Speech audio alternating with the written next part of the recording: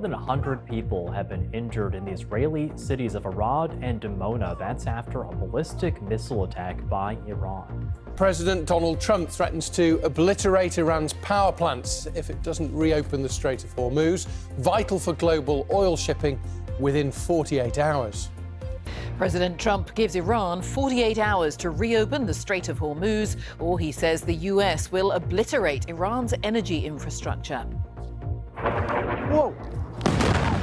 It comes after Iran struck two cities in Israel near a nuclear facility. Israel's Prime Minister says it shows the threat the country poses to the world. In the last 48 hours, Iran targeted a civilian area. They're doing that as a mass murder weapon. We'll examine claims by Israel's military that Iran's long-range missiles could reach European cities. Iran says it will completely shut the Strait of Hormuz and irreversibly destroy US-linked energy sites across the Middle East if its power plants are targeted. It comes after President Trump threatened to obliterate Iran's energy sites if Tehran doesn't fully reopen the Strait of Hormuz within 48 hours. Blasts in southern Lebanon as Israel bombs a bridge over the strategic Litani River. The Lebanese president calls it a prelude to a ground invasion. Let's have a look at today's papers then, shall we? Starting with The Telegraph. In fact, several of the front pages lead on a claim from Israel that Iran has developed ballistic missiles which could be capable of striking the UK. The Telegraph quotes the Israel Defence Forces, which said that the Iranian terrorist regime poses a global threat, and pointed to Iran's attempted attack on a US-UK military base in Diego Garcia as evidence it could now hit London, Paris and Berlin. We'll talk to the former NATO commander for Europe later in the programme today. The Times focuses on the same issue that Rachel was just mentioning, but also reports, as I said in the news a little earlier, that the government's cost of living advisor, Lord Walker, has called on ministers to place a temporary cap on energy companies and petrol retailers to stop them benefiting excessively from the conflict in the Middle East. We can see how petrol prices have gone up. I filled up yesterday. And well, I had to get heating oil this week, and let me tell you, that was very painful. expensive. Yeah. Good morning. It's Sunday, the 22nd of March. Our main story today, then. President Donald Trump has threatened to attack Iran's power plants if Tehran doesn't reopen the Strait of Hormuz within 48 hours. In response, Iran said that it would retaliate against all US-linked energy infrastructure in the Middle East, and that comes as more than 100 people have been injured after strikes on the towns of Dimona and Arad in southern Israel. The target there appears to have been a nuclear facility. Our World News correspondent, Joe Inwood, has more details. Whoa. Whoa. Whoa. Whoa. This does not feel like a war that is slowing down. The Israeli town, believed to host their nuclear arsenal, hit by an Iranian ballistic missile. Retaliation, Tehran said, for a strike on one of their nuclear facilities. It was not the only attack that expanded the scope of this war. Iran fired two ballistic missiles at the UK-US base on Diego Garcia. Although neither hit their target, it was far further than their missiles were thought to be able to reach.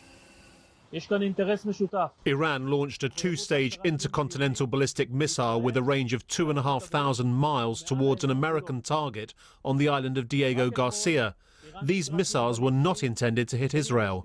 Their range reaches the capitals of Europe. The full scale and capacity of Iran's ballistic missile program has long been subject to debate.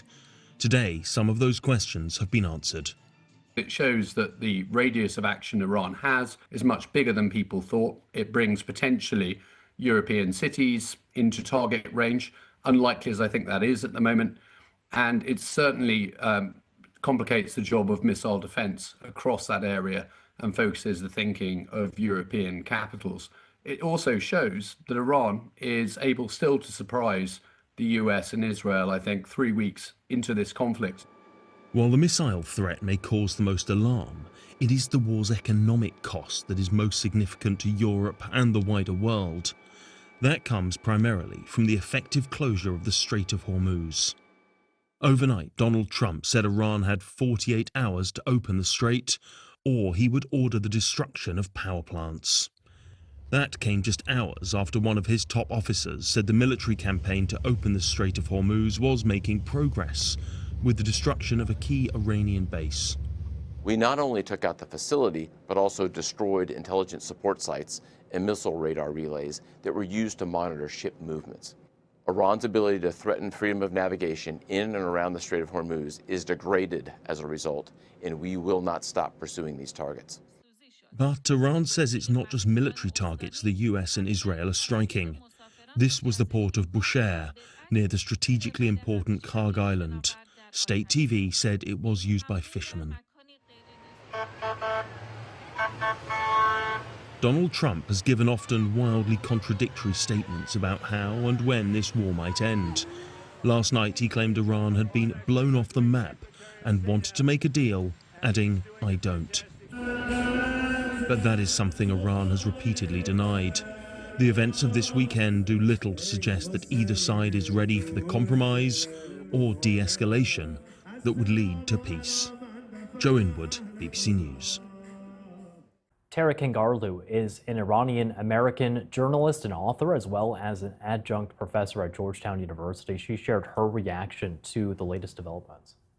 You know, before we get to the complexities of this war, I think it's important for our viewers to understand how this is affecting ordinary people. You know, the ordinary Israeli people in that region, in that area, and also the Iranians in Iran and those in Lebanon, and quite frankly, millions around the Gulf. So it's affecting ordinary people who are in more ways than one caught in the middle of all of this. And I think that's important for us to remember as this war seems to be escalating at a time that Donald Trump just yesterday said we want to perhaps wrap this up, in fact, this morning.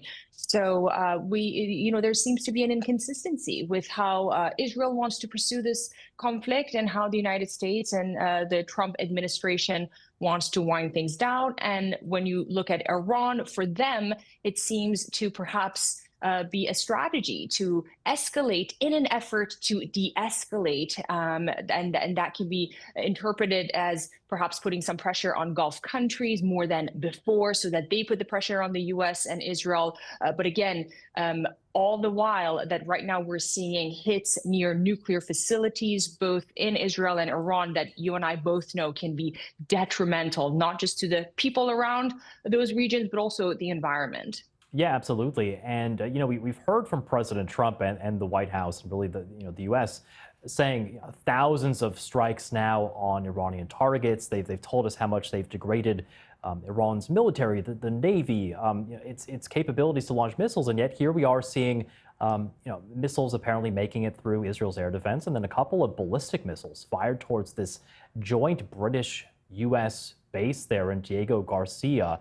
How do you parse this? What does this say about Iran's ability now in the fourth week of this war to continue to strike back? I don't think anyone really can know the real extent of Iran's military capabilities. They seem to be surprising everyone by the day. Also, another news that didn't get as much play, I think, in the U.S. was this near miss hit on an F-35 jet on Friday that had an emergency landing and the pilot was getting treatment. That news actually, Carl, got a lot of play in the Iranian media because I'm following lines from inside Iran, and they were claiming victory, saying that we hit an F-35 that, as you know, is a huge deal. I mean, each one of these planes cost over $100 million. So for the Iranians, for the Iranian regime, they seem to be claiming victory in their own way, and at a time that we have no idea what they have left in their arsenal. Right. All the while that Israel seems adamant to continue the conflict, while again, as we've been talking, Donald Trump wanting to perhaps claim victory, however way he wants to package it, and retreat.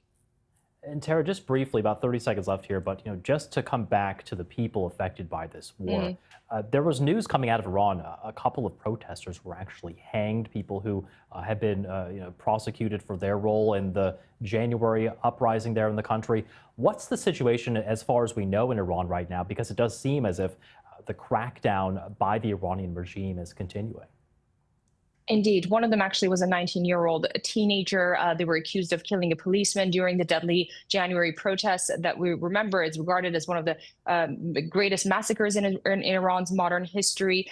So we can only expect further crackdown and further repression toward any form of dissent, because, Carl, history has shown us that whenever there is a war, whenever there's a conflict, whenever there's an event as such in Iran domestically, the government will become more repressive toward the people. And the Iranian regime has put actually announcements and warnings out there in the public domestically to say, we're watching, and any uprising will be quelled, even, again, I'm quoting Iranian officials, as more brutal than in January. And that is quite alarming for 90 million people who are caught in the middle of a repressive regime and a war that they have no idea what its outcome would be.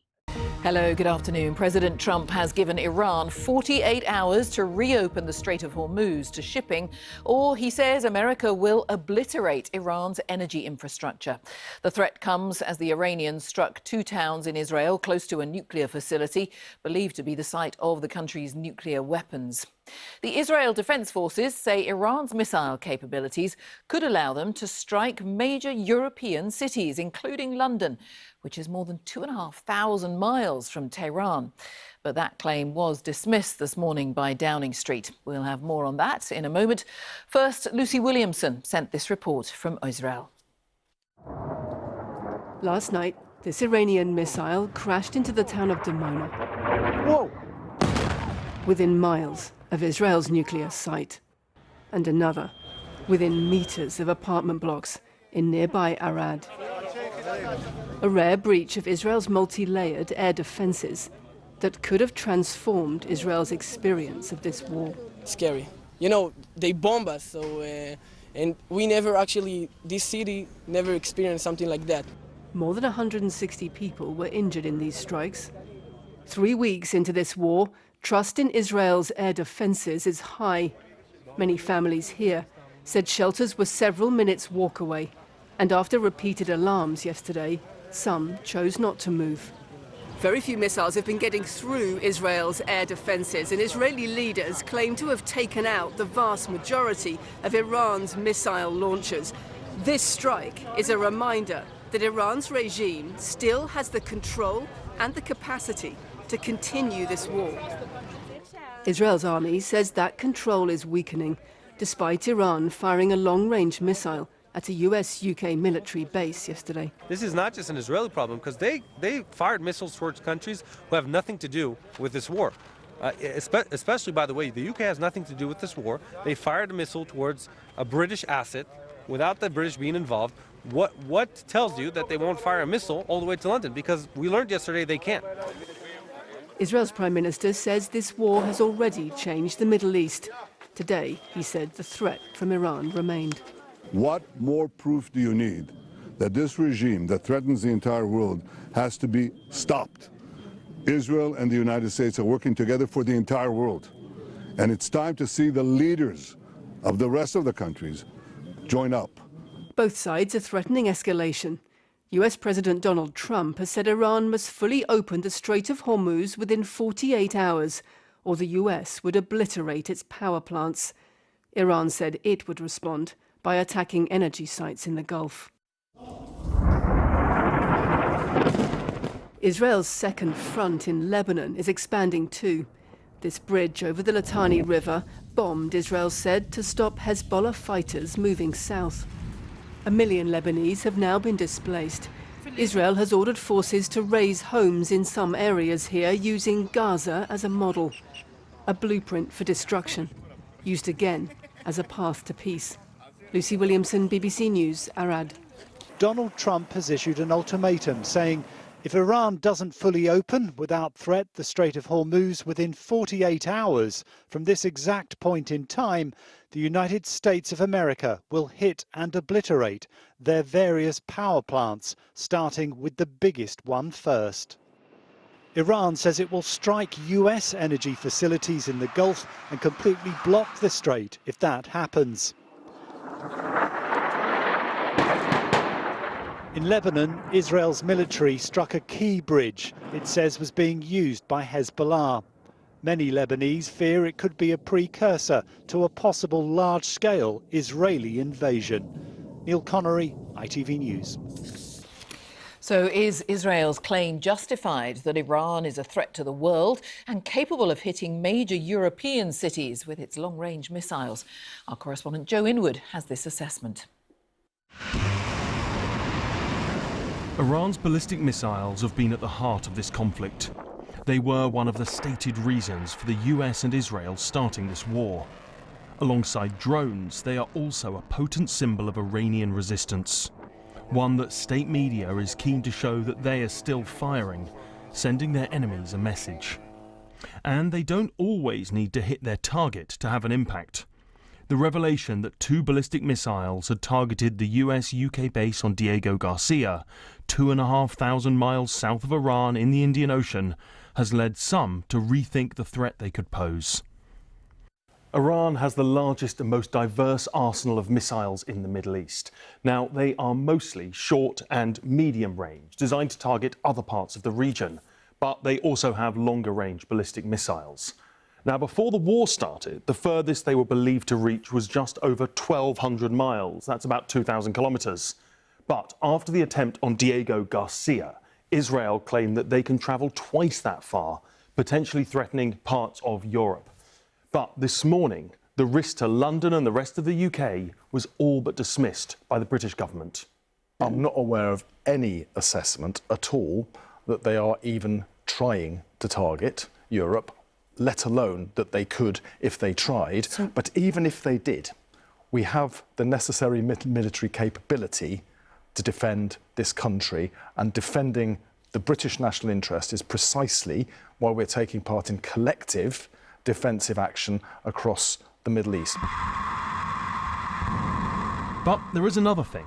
At those ranges, these missiles, which Iran will not have that many of, are said to become incredibly inaccurate and have to reduce their warhead to make themselves lighter. They would also have to get through European missile defences.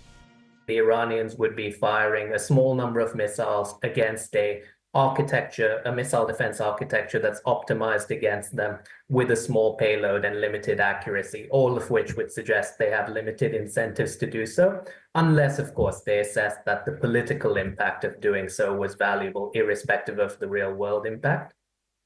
There is no question that this war is already having consequences for the UK and the wider world. But for now, they're mostly caused by the closure of the Strait of Hormuz, causing economic disruption far greater than any missile could achieve. Joe Inwood, BBC News. Well, our political correspondent Joe Pike is with me. And Joe, Number 10 has been insisting this weekend that the UK is not going to get dragged into this any further. How much concern is there, though, about mission creep? There is absolute concern. I think there is nervousness, and also this is something that ministers really, Jane, want to guard against, especially as Joe mentioned in that report, there's 2 missiles fired from Iran towards Diego Garcia. Keir Starmer argues the UK's role is purely defensive, but those 2 missiles would suggest the Iranians do not believe the same. And of course, the Iranians are well aware that UK military bases are being used by the US after that request from Donald Trump. And speaking of the president, in the last hour or so, he has reposted a video sketch on social media, a clip from last night's debut of the comedy show Saturday Night Live UK, in which Keir Starmer is depicted as being scared of talking to the US president on the phone. Let's take a look. Why is it so blubber difficult to talk to? Sir, just be honest and tell him we can't send any more ships to the Strait of Hormuz. Oh, crumbs. I just hate conflict so much. Are you referring to the war or this phone call? Isn't there a way I can not do both? I just want to keep him happy, Lammy. Number 10, always keen to maintain UK-US relations, are not commenting on the president's posting of that tonight, Jay. No surprise there. But I suppose what they might say, certainly from looking at their previous comments, is that, of course, Keir Starmer's not scared of Donald Trump because he said no to him, said no to UK bases being used for offensive strikes, and he's previously questioned the legality and the plan here. I think the real focus of ministers now, though, is trying to find a swift conclusion to all of this, if it's possible. Mainly, some would argue, because of the impact on the UK economy on petrol prices and on energy prices too. That's also why COBRA, the government's emergency committee, will be convened tomorrow, and there is increasing pressure on ministers to help out and to act here. Joe, thanks very much for now, Joe Pike. Well, let's talk a little bit more about that. The Prime Minister, as Joe was saying, meeting the Governor of the Bank of England, among others, to discuss what can be done to tackle the rising cost of living caused by the war with Iran. With people already feeling the impact at the petrol pumps and with food inflation likely to rise, our business reporter Esel Carr has been looking at what energy policy options might help tackle rising bills. Petrol, now almost 12 pence per litre higher than before the conflict began. Diesel is up by double that. Amid fears of further price rises, pressure on the government to dial down the impact on households. Today, the Prime Minister's cost of living advisor, supermarket boss Lord Walker, said one option could be a temporary cap on the profits of energy companies. Government sources indicated this wasn't being considered, but the Housing Secretary said the government was ready to take action where it was needed, stressing that the energy price cap would protect households until the end of June. We're monitoring this, believe me, hour by hour, and as intervention is required, the government is making appropriate interventions, but we're already focusing on keeping bills down. The Energy Profits Levy, a windfall tax introduced in 2022, means companies pay an overall tax rate on profits of 78%. The boss of Centrica, which owns British Gas, said that was already a significant hit for those firms. 4/5 of what's made goes to the government, and that still stays in place for oil and gas production in the UK and for some electricity production as well. So if you've got a situation where the Exchequer takes 4/5 of what you're making, I'm not sure there's much more room for manoeuvre. There have been calls from the Conservatives and Reform UK for the government to boost energy supplies with more oil and gas exploration in the North Sea, an idea backed by the Centrica boss. I do think that we should look at producing the resources that we've got ourselves. It's not a silver bullet. Rough's not a silver bullet. Nothing in and of itself will fix this. But these activities will bring prices down. The Conservatives called for action on bills too. What I'd like to see is British people taxed less. A huge chunk of their bills are because of taxes, particularly green levies. We're advocating a reducing of the amount of money that the government adds to those bills. Let's start off with that.